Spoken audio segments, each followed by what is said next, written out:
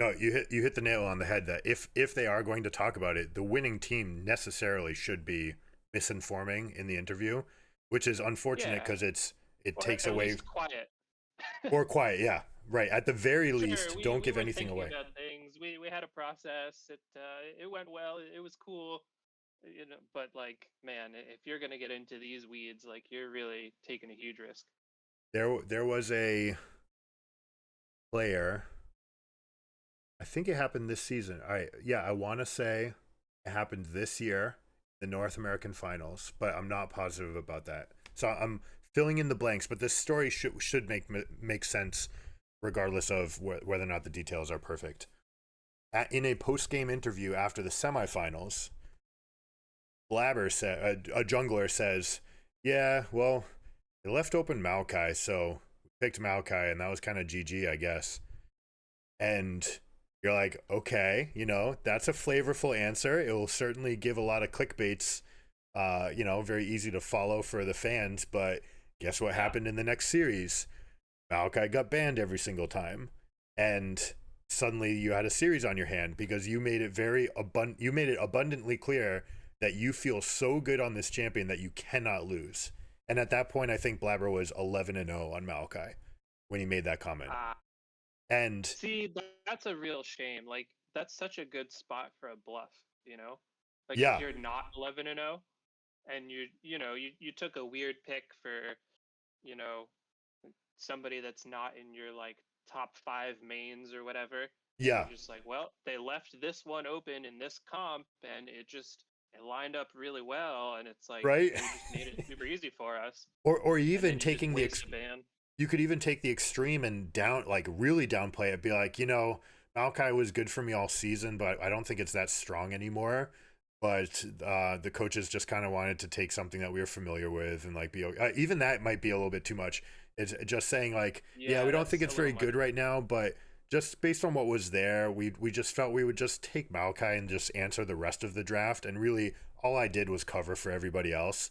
And that, like, you make it about the other picks and say all I really did was facilitate my mid lane, and it was really the Azir that won that game, not my Maokai. Yep, Even though yep. Maokai's job is to facilitate, and you're still giving the answer, but you're putting it, at least you're hiding it in the reading between the Yeah, you lines. you gotta like leave the enemy coach wondering. It baffles me when people just give it away. Be like, yeah, like the call was this, we needed this, we knew we wanted that, and you're Yeah, like, are they you don't play enough really? poker. I don't know. Ugh. Well, I think lot of a huge part of it is most people at this level. So the type of people that become good at games tend to want to win based on ego. Like, I am better than you. I deserve to win. I should show you how Oh, I for can win. sure. The And people that reach this position are very driven and they're very invested, mhm. and yeah, for sure there's a lot on the line, like emotionally. And so that person might want validation, and they can Yep. get that in that post game interview when they're like, Hmm. "Yep, that was me. Here's why I won." Right? It's Yep. very easy to get that huge dopamine hit, right? Like, "Yep, you're interviewing me in this post game because I won the game and I know it because I'm better than them, Yeah, and and here's I why." guess that actually makes sense, really, because like if you're, I don't know, if you're top 10, top 20 in the world, like, is that more important, or is the edge you get with the coach misreading your statement more important? And Mm. I think you can make a case for the former is more important in like a personal sort of way. Hmm. Um, so okay, fine, but I guess I'm always thinking about this from a who's gaining or losing what edge. How does this change our sort of EV calc? Yeah.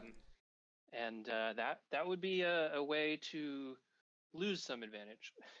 And there's definitely an element of the career as well, right? If you are, especially if you are a Hmm. Oh yeah, it's good underappreciated, PR too. yeah, especially if you're the underappreciated one and you're like, man, I wish I was getting more clout for my role, right? Yep. And suddenly the interview's in front of you and you have, an opportunity to improve your brand, right? And you say, yeah, this Yeah, was and you me. actually get like And extra clout when they then always ban it going forward, and you're like, see how right I was? They had to ban it every game. yeah, so on an individual career brand mark, it is the right play to do that. It Yeah, whereas especially yeah, when you bring up competitive brands edge, and and those two things are at odds. And, just yep, always those things are going to be at odds. And it's sort of like, bringing up basketball yeah, it's a again. fair point. Am I the guy who's Yeah, going to force this shot because it's about me, or am I going to distribute and be more likely to win, but it's not going to be me? And yeah, that, you might actually get higher financial EV by taking that play and just growing your fan base and getting people more excited about you as a player, and then taking the hit on your advantage in the next game or the rest of like this particular series. But you know, if you grow your fan base by enough, if your sponsors pay you more because you have a bigger audience, well, maybe that's better. yeah. So And that's a hard to evaluate part of the calc here. and that's a very interesting thing to talk about. So, Michael Jordan is the most famous athlete in the history of athletes. And you could make the case that Michael Jordan was as good at his job as anybody has ever been at their job. And he was that good. And so you have this individual level where he has a shoe line, and the shoe line will have tons of success. And it did, right? His rookie year, his team was barely good. They were like the seventh seed in the playoffs. They got knocked out right away. No big deal. No one expected anything big from you. You're just this shiny rookie. But the shoe still sold 140 million uh, units, or profit was $140 million higher than they were expecting. And it's just because you live in the air. We've got this shoe that markets the ability to play like, be like Mike, Air Jordan style. That is amazing for your brand, and you get huge. But 6 years into your career, the narrative is still, yeah, you're great, but you're pretty selfish, and your team can't win because you can't make anybody around you better. It always has to be about you. It's only once the Bulls won championships that Michael Jordan's legacy was cemented, and team fans definitely grow much faster than individual fans. Like your team winning a championship, that is the Mm. biggest spotlight. Your individual Mm-hmm. outplays in the quarterfinals, those are cool and you can get some fans, but it doesn't even come close to comparing to Mm-hmm. making those plays on the finals to win. Yep, makes And that's sense. why the Yankees are the most valuable franchise in baseball, because they won, right? Like, yes, they had Babe Ruth as well, and Lou Gehrig, like they had famous people, but they won so many championships that you had no choice but to watch the Yankees on the highest stage. If you liked baseball, you would always be seeing the Yankees, so people became Yankees fans. And that's, the 90s Bulls is similar. And these teams, if you want to be great, Faker is the most recognizable character in the history of League of Legends, because not only did he win, not only was he exceptionally talented and outplaying people at the world stage, but he also won the championship. And so here's this guy that wins 3 out of 4 world championships as a 17, 19, and 20-year-old. And immediately the fan base, like the T1, SKT T1, gets the biggest fan base in the world. Faker becomes the celebrity of all celebrities. The Korean army that has a 100% participation rule, everyone in Korea needs to serve for a year. He got an exception. No one gets exceptions. He got an exception because he was a national icon, right? Like, I don't think you get that from a post game interview saying, yeah, it's all about me. It is much more about, did we win world championships? So I Mm-hmm. would say that if you zoom out far enough, it becomes pretty easy to come up with the right response. as to like how you should treat that. You should play to win and Sure. play at the highest level no matter what. But it is very easy to fall into that trap, especially if your heart rate's up in your throat. You know, like Mm-hmm. let me Yeah, answer like this you're still question. trying to decompress. You're trying to, get rid of the tremors that you were just dealing with 30 seconds ago. And Yep. you're like, I don't have the attention span to really filter myself right now. Mm-hmm. All right, let's get into the game. Mm-hmm. The we've actually had a pretty explosive start. We got 3 kills in the first 5 minutes. The by going for an exploitative path against the Lee Sin is very interesting. Now Lee Sin is one of the most mobile champions in Ooh. the entire game. This is Kanavi, his champion. The ability to make plays is so high because he has a Q that hits you at about this range, and if he hits you, it marks you, and then he can recast it to jump on top of you. He also has his W allows him to jump to any allied thing. So you can jump to wards, you can jump to humans or player characters or minions. When you do, it shields you always, but it also shields the person that you're on. So if you jump onto Oriana, it'll give Oriana a shield. Mm-hmm. So Lee Sin has one of the best early game kits in the game because he's highly mobile, and really he actually has 6 spells because all of his spells have, and if it hits, you get part two. So sorry, they all have a second half. So at level 3, he has 6 spells, and at level Mm-hmm. 7, he's the only person in the game with 7 spells. There are a few shape changing characters that have an ultimate that just kind of gives them an extra mode. But Lee Sin is the best champion in the game at that stage. He's going to fly around the map. He's going to be looking to be omnipresent. He just went into top lane and forced Jax's flash, so that's gone. He immediately came back and comes back down into bot lane. So he's constantly making pressure plays. Vi's best answer is to either basically always to react, and it's either try to punish them for taking a fight too far, or I just go get farm and I will go pick up your camps on the other side of the map. And in this I case have a right here, little distraction here. what's up? We were Oh, go for we it. were just looking in bot, and I don't know who was trying to recall in the bush there, but um, while they were waiting on their recall timer, I was kind of confused what blue team was doing, where they know that they have their enemy in the bush and they're just kind of like casually farming, and then at the last minute they stopped the recall, and I was like, oh, that's what they were doing. That makes more sense. But doesn't that mean the recall was like a particularly bad choice because to block it was so free and obvious? They may not have known it was obvious. I didn't actually see whether or not they had vision in this bush. There's I don't think they did, Yeah, so they may but have I just think been they saw them go into the bush. okay. If they saw him go in, then they would certainly have a timer.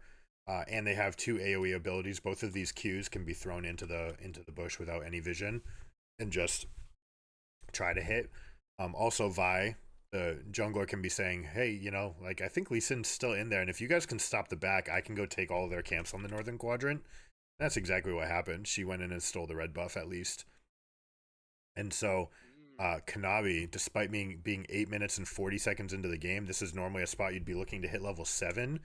Instead, he's level 5, and it's because he went top, then he went bot, then he went to the bush, had his recall stuffed, then he came back to this area, and some of his camps were gone. So KT, beautiful answer. What I was saying about Vi is you either arrive second and punish an overcommit to the fight. Let's say they go onto your turret, for example, and you want to lock them up. Or the safer play, which is 100% effective, I go to the other side and I collect things. So Huh. it's Yeah, that's some map awareness from top to see that the recall got interrupted. So, you know, their back is delayed, so let's do this amount of invade, and Yeah, yeah, and this that's is where some comms coordination. communications are hugely important. Someone on the team Ah, will say, I can hold this guy. So everyone's probably seeing everything, but you can't see everything, right? So you can say, I shouldn't have said they see everything. Everyone's capable of seeing lots, and if they had to slow down and could pay attention to nothing else besides the mini map, they would probably come up with a pretty good plan. But you got to I farm, you just got to forgot that worry about threat, you they're got to all on a voice chat. yeah, they're all together. No, not solo queue. Derp. Yeah. Yeah, big difference. The Yep. another small thing that can happen, speaking of communications, on this stage, we talked about them being in Korea. There's 7 Korean players in this game. The fans are very invested. Sometimes the fans will give away a play because you'll hear the hum. You'll Sure. hear, oh, like, oh, is he gonna do this? Like, and enough, if 200 people all whisper to each other at the same time, that creates a Yep. din, and that can make it through the microphone. And when it does, you start checking off the Yep. boxes. Where could it be? Where could it be? And everybody suddenly becomes on Yeah. Yeah. alert. Yep. And that definitely happened at least once in this tournament, where a play got blown up by the crowd, and it was tragedy, because if the crowd had shut up, it would have been a beautiful trap, and instead it was nothing. It was Nico. Remember I said Nico can turn into anything? Mm-hmm. Nico turned into the fucking plant right here. Killed it. Well, got the clone, then killed it, picked up the fruits, and then became it and put herself back down where the plant was. Mm-hmm. And so enemy team with no vision of the area might just walk into that place and just be like, all right, let me go after the plant, or let me not, because it's just a plant and I'm full health. I don't need anything. Let me just walk right past it. But then the crowd goes, oh, like that. And immediately they get to a certain part where it felt fairly arbitrary for them to turn around, but they turned around. And you just know that that's what was going on. The crowd absolutely spoiled it. So sometimes you can get these Sure. traps that just get blown up by the crowd as well. Completely different dynamic. What That a Yeah. What a thing to have to play around. Don't make it too sneaky, or you get revealed. yeah, right. Like that. That's gross. That is something that kind of sucks. And at level 1, largely you'll just see 5 people draw a line of scrimmage across the map, and they'll just fan out. Because if all 5 people set a trap here, for example, like this is a fairly common trap. Enemy top laner is standing in this tri bush. All 5 people will go and rap on him. But yeah, there's a chance that the crowd just spoils it. And then you're potentially in a position where, hey, we put all 5 people in this quadrant of the map. Suddenly we don't know that they have wards here, and their jungler's going to take our stuff. We just don't know because we Mm-hmm. committed so much to one thing. That can happen, and it is Ah, really too bad that it does yeah, that's happen. dirty. Sometimes they actually used to play in a I don't want to call it a cage, but a glass walled I don't know, office, makeshift office. Like their team Mm-hmm. would be in a glass cube, Yep. and that way you could drown out the crowd noise. But Mm-hmm. ever since COVID, I think is when they dismantled all of those and they got rid of them. They're like, we don't want to have people breathing the same air or something, or maybe it's just not good for the crowd. It feels like you're too separated from the crowd. The crowd Yeah, wants to I feel would you. suspect more of that reason. Yeah, I think it was largely that, but they probably used justification of some amount Sure. of science. Be like, this is why we can do it. Hold on, Lehen's keeping himself alive. Lulu casting all of his spells on himself to keep him alive. This is a pretty crazy fight. Syndra is so useless though. This is the losingest champion in world championships so far. I think it went something like 0-12 during the Swiss stages, like something remarkably bad. Largely because they like Syndra favored slightly against Oriana, and Oriana's this like power pick, So you say, okay, we'll let you get Oriana because we'll get Syndra, and Syndra's good against Oriana. But it just results that Oriana's on a completely different tier right now than Syndra is. There's also a lot to be said about ease of execution. Syndra throws balls on the ground, okay? And she can pick the ball up and throw it again, or she can cast a spell that is like a cone, and any ball it hits will proliferate. I shouldn't say proliferate, but you just knock all the balls further in the cone, and anyone who gets hit gets stunned. So she goes and she, it's called Scatter the Weak. She throws a Q here, another Q here, another Q here, and then she casts her E like this, and it makes this big stun cone. And it can be a very useful tool to initiate fights, especially with this champion with Vi, who's single target, like let me isolate somebody. Hey, look, I can stun them for you. You can come stun them for me. We can both chain our abilities to lock one person up so that they don't get any actions and try to kill them in that way. That's why Oriana in the last game did not buy Crown of the Shattered Queen, but in this game she's buying it. Most times you actually see Mercury treads from the Orianas. Basically any laner going against Syndra or Nico, 9 times out of 10 is going to buy Merc treads, because this is a like combo oriented blast mage. So not only are you resisting their damage, but you're also negating their ability to combo you. If they can't stun you for long enough to hold you in place to be able to deal the rest of their damage, then you can escape. Mm-hmm. But this is the other option, picking up an item that makes you faster and says when you get hit, you actually have a shield for the next 4 seconds that mitigates 40% of the damage coming into you. So you say, okay, I'll just play around this timing. Every time that crown is up, I feel safe. And therefore, I can build more aggressive items everywhere else.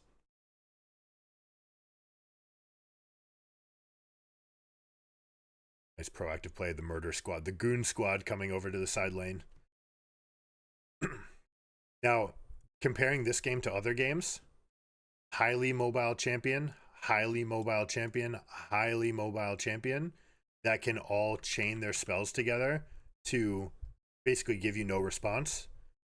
These 3 champions that aren't worried about an area of effect maybe hitting you, but a more definite, like I collide with you.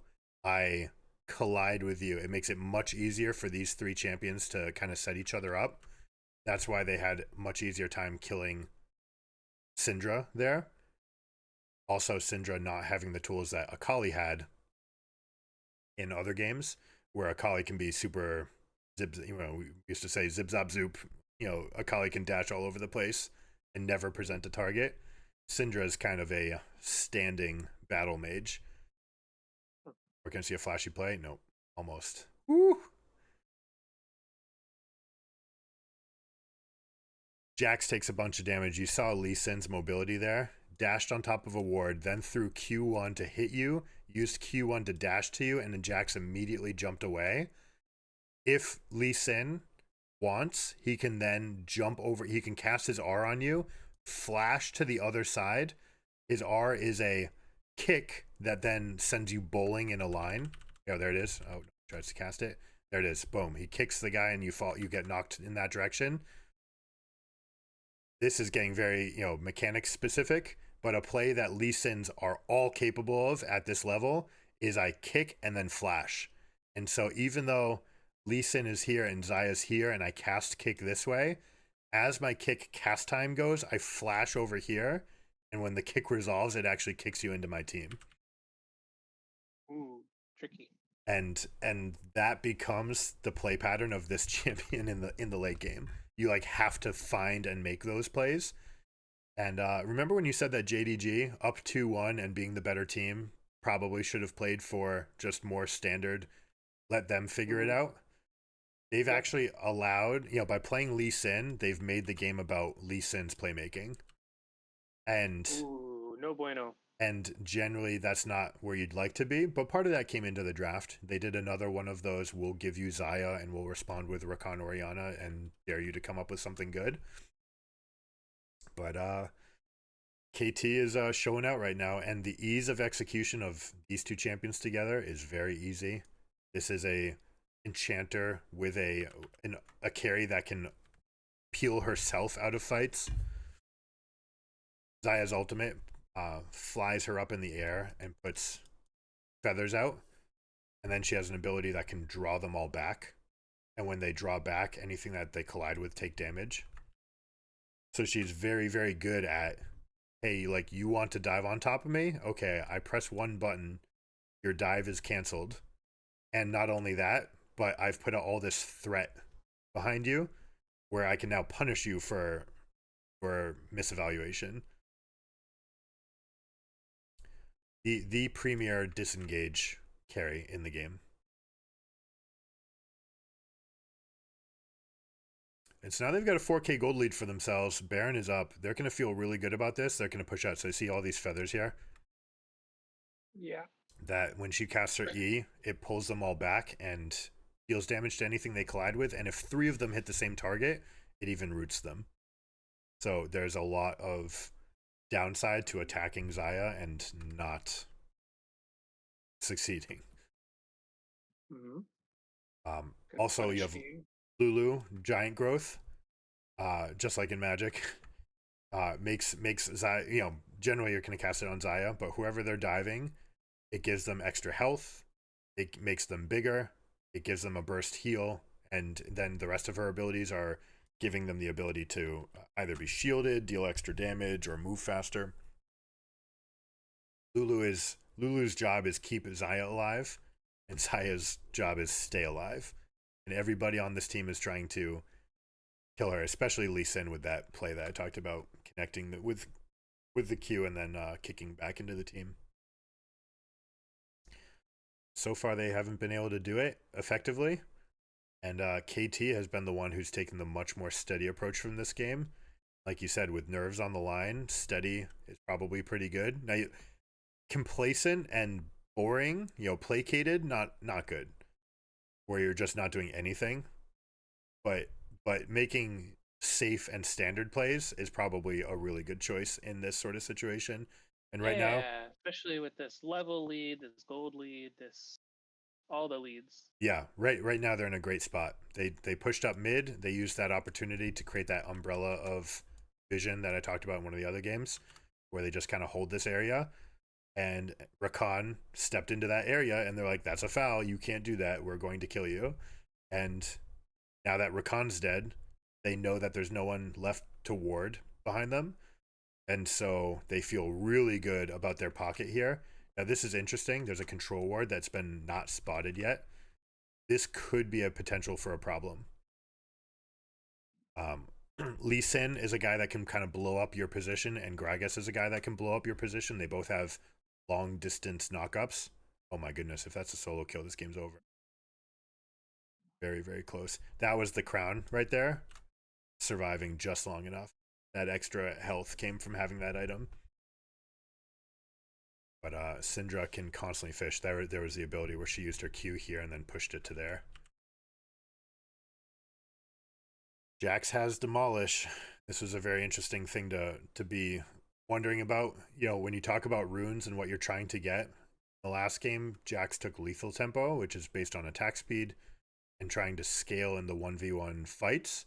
In this matchup, Gragas just tries to belly bop you off of the minion wave, but late game, he can't do anything to you. So Jax brings Demolish this game and says, you guys are going to leave me alone with turrets because I'm individually stronger than you, and you. All right, hold on. Big fight. On dashing to the team. Disengaging, trying to get away, but blue team's feeling so far ahead that they're actually going to take this fight the rest of the way. Kill the tank. Now there's nobody that can face check on the team. Rakan is down at 20% health and your tank is dead, so no one on your team is going to feel comfortable walking into these areas. This is where they're going to start casting spells to check for vision. So Oriana's going to throw her ball. Kai'Sa's going to throw her W. They're just going to try to create little like avenues where maybe they have enough vision and maybe they get a proactive play, and that's exactly what they get. Holy shit, if JDG wins this fight, That is a level of individual outplay that KT should have been able to close the door on. They probably took for granted that, hey, we just won. Wow. Oof. So remember I said they were going to check with abilities and just like maybe get lucky with something? Orianna threw her ball in here. Kaisa was just throwing random spells here. One of those abilities connected, and this person stepped out slightly too far. We're going to see it. Yeah, that just looked like bad spacing. This moment right here from BDD. Right Yeah. now, you're the only person who can threaten these two people. Both of them are threatening you, and no one else on your team can follow this up. So, one of Kaisa's spells is shoot out 10 rockets. And when there's a lot of people around, those rockets don't do very much because they spread out amongst all the targets. But when there's only one target, you end up getting a huge chunk of damage. And then Oriana's here. This control ward is turning off this ward so she can get into this little pocket. So she gets her Q, W, and R off, and BDD gets popped. Not only that, but the person who was tasked with keeping them alive and trying to hold this like line of scrimmage over here also gets vacuumed in, which means that Ruler says, I can actually flash into this and attack you. The Lulu tries to respond with exhaust, but it's not enough. And now you've got this 2v2 where Vi has been taking all of this damage from the Baron. You're no longer strong enough to fight this. Aiming is correct in saying like, hey, I can probably take this fight versus this exhausted carry. The problem is it's a 1v2 for 4 seconds. Vi is trying desperately to come over for this fight. This is the self-peel ability that I just talked about with Isaiah. Kaisa just uses her ultimate in response to completely move to the other side. And this is individual outplay on a singular level. Just to have that ability, and then they even kill Jax on the other side is crazy. KT is going to kick themselves for that. Yeah, that was a huge misstep. So what should they have done differently? What would you have done differently? Yeah. What I mean, I wouldn't be in that position in the first place. But I'm torn between you can't just go wandering out by yourself. You need more cover versus just don't wander and stay in the pit. Like I don't really know what the disadvantages are. I don't know what the enemy team can do in terms of kind of jumping over the wall and Mm-hmm.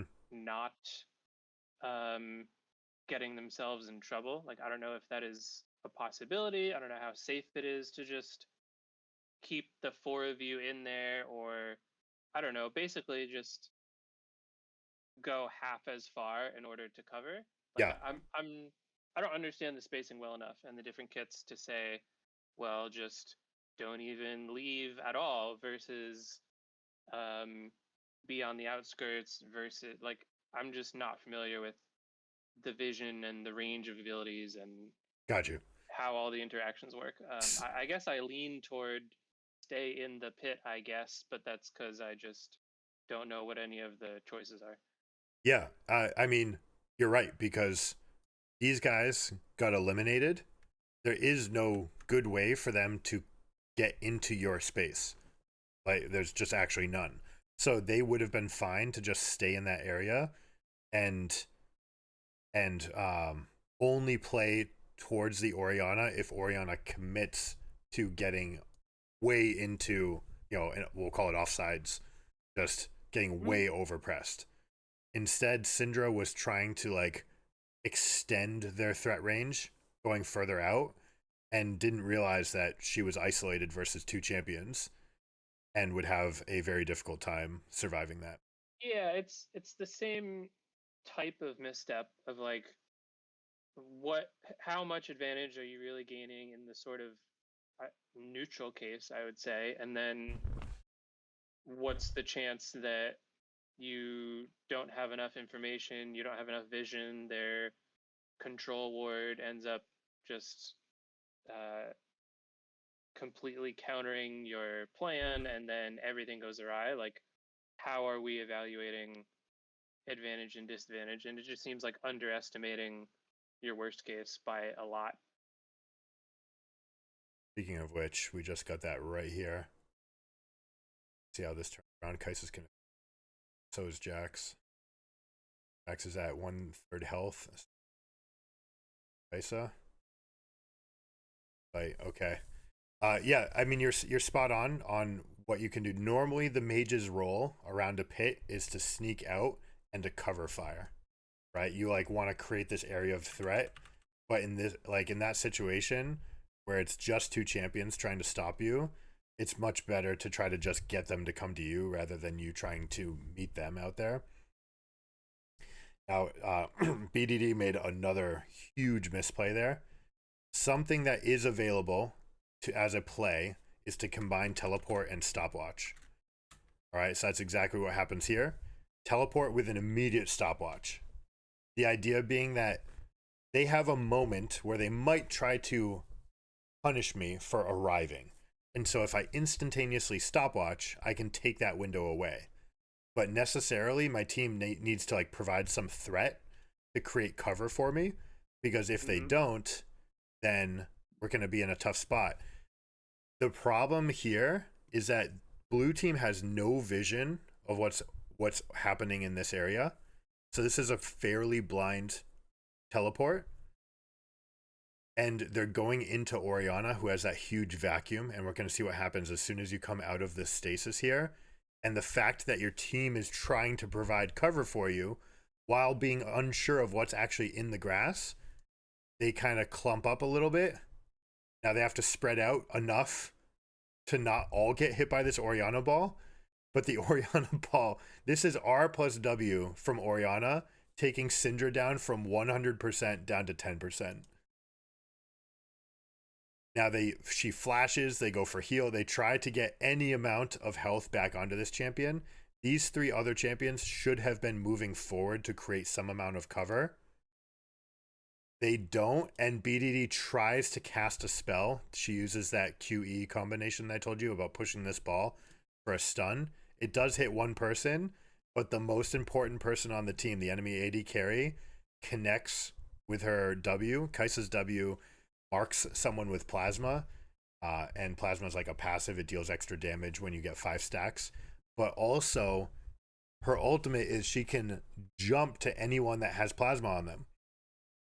And so this Syndra, who has been chunked out, gets hit by the W. Ruler on Kaisa jumps over here and kills Syndra right off the bat to lead this fight.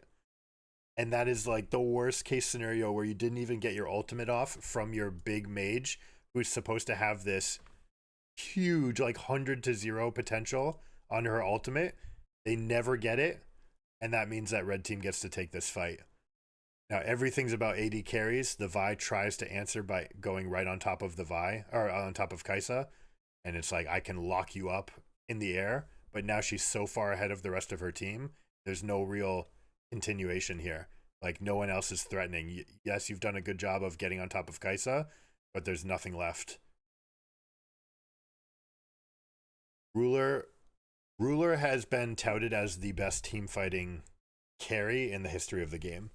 And it's for moments like that where he realizes there's a window to deal damage, there's very little threat back, then he immediately steps back to his team so that when Vi ultimates him, he's covered by 3 people and he's away from any continuation damage.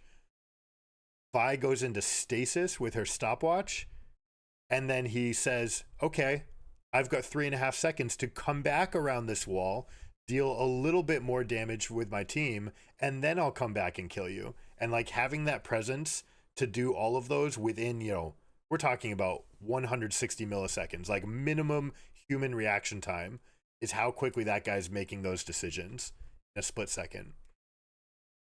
Yeah, good intuition. Unbelievable. A lot of it is prediction and intuition, and a lot of it is actually just reacting to the fight. And Ruler's playing out of his mind right now. This is actually a super exciting game. 23 kills.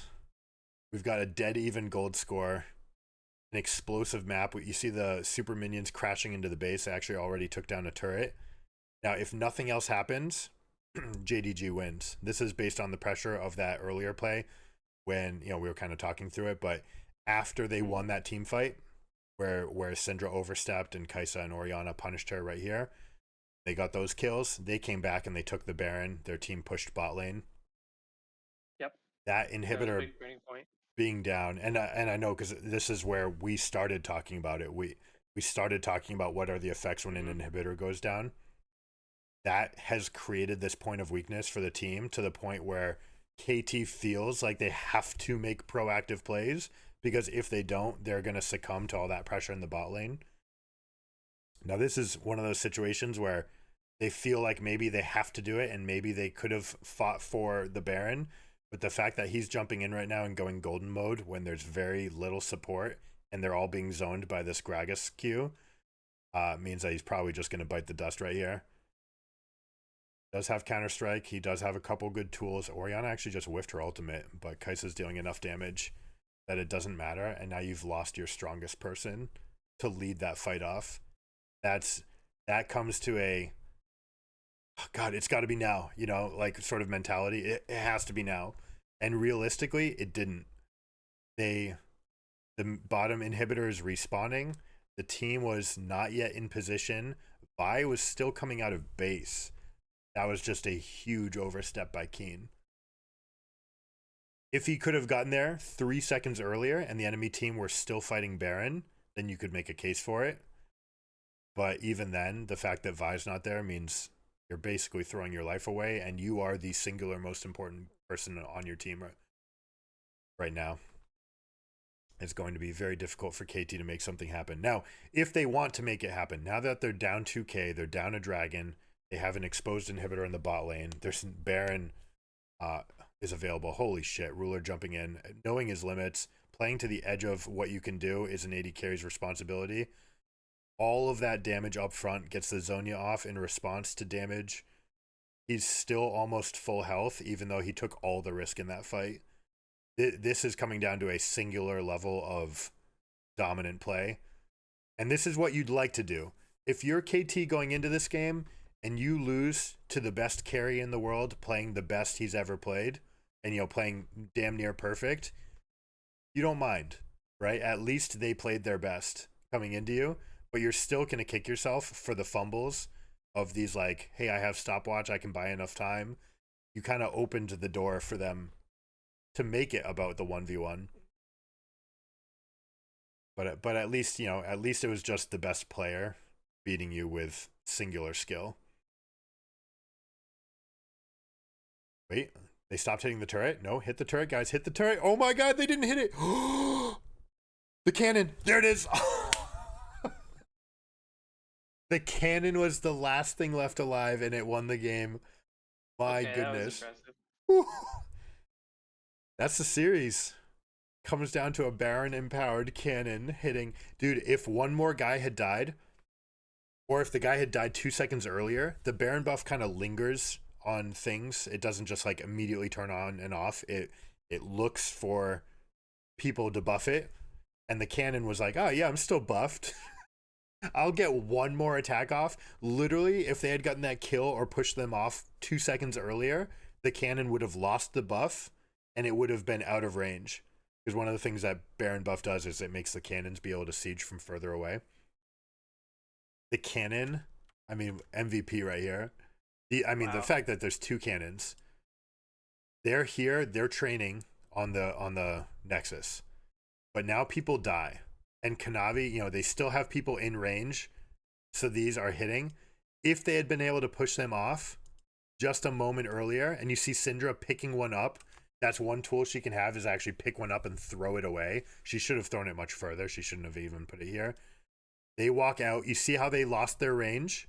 But there's one attack in the air. Yeah.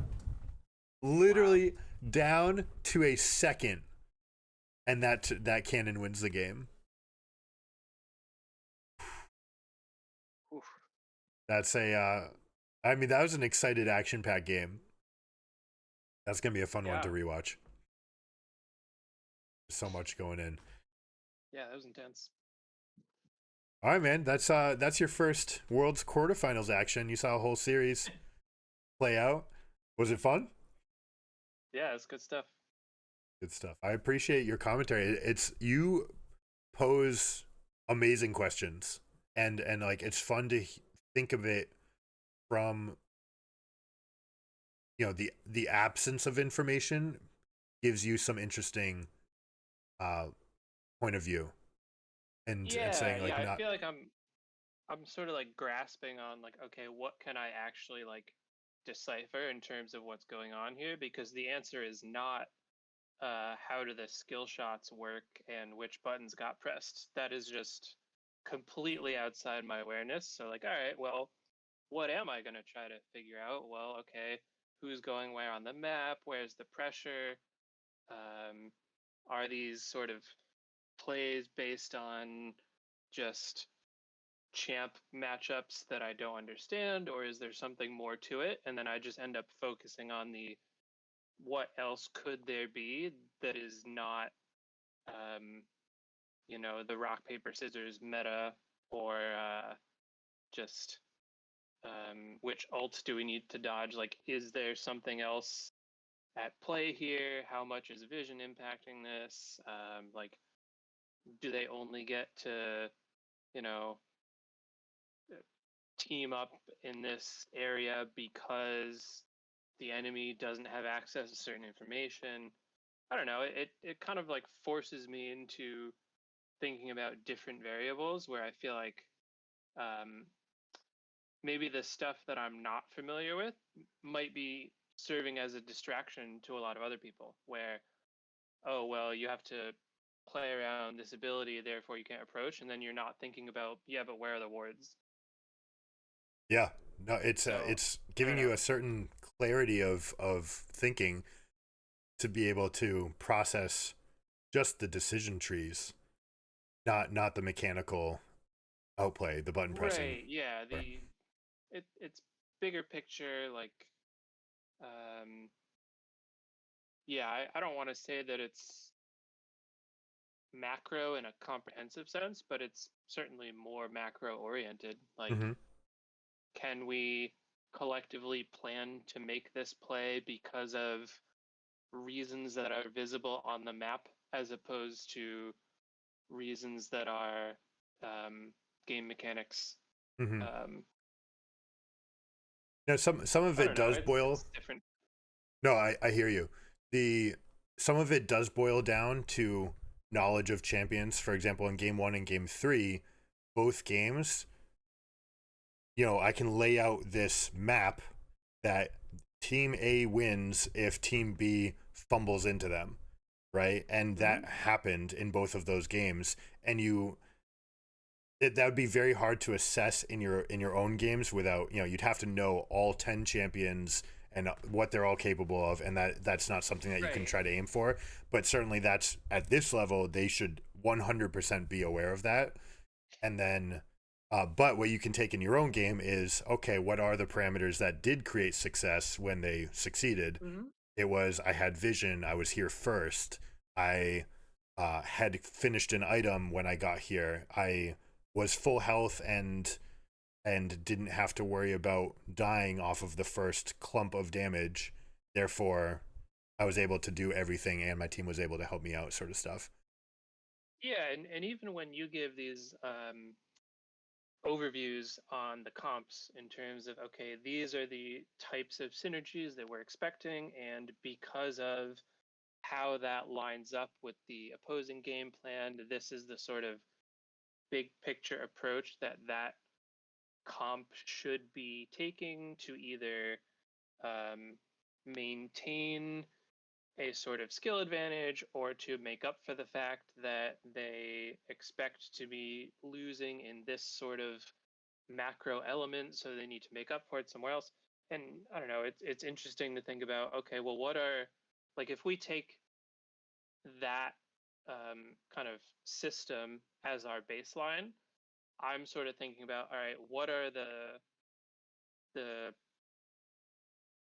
the additional sort of logical steps that one might conclude, like what are the ways that we can use that set of information to a certain team's advantage?